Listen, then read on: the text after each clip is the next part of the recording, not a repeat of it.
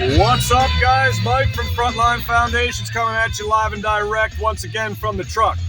It's been a little while since we dropped into the videos, but we thought we'd do a quick one for you today because something interesting came up in breath work here in our April cohort, our 5-day program.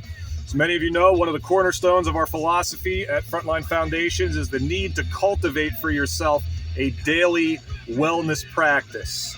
Usually that should involve breathing and meditation, but the overarching goal of this daily practice is to cultivate and develop some peace within your heart. And the idea of protected time came up today.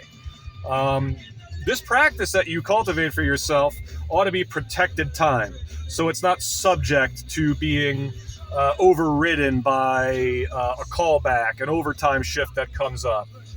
It's not subject to being taken from you by all of the normal stuff that might happen. It's something that you guard, that you protect for yourself, for your health, for your wellness, for your family. And just, we discussed this today, and the idea came up that, like, what areas of your life are actually protected time? And it turns out that for a lot of people like us, it's a little bit upside down. It's a little bit inverted.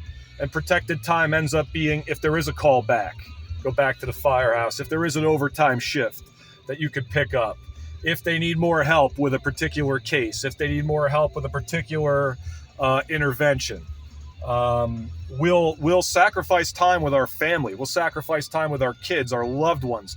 We'll sacrifice the time that we're supposed to be spending taking care of ourselves so that we can continue to help others. And it turns out that what should really be protected time ends up being the most vulnerable time. And that's not so great. So, quick video, we're just going to leave you with this. Think about what should be protected time.